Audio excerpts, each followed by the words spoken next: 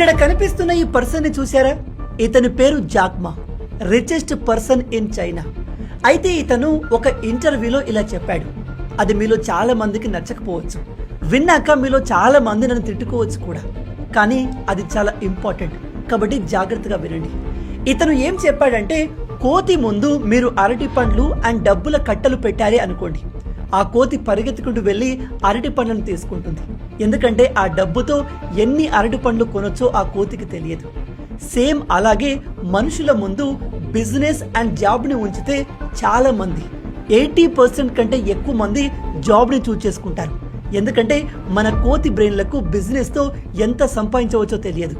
ఒకవేళ మీలో ఎవరైనా లైఫ్లో ఏదైనా పెద్దది సాధించాలి, అందరిలాగా నార్మల్గా లైఫ్ని గడిపి చావడం ఇష్టం లేని వాళ్ళు ఉంటే ఇది మీకోసమే.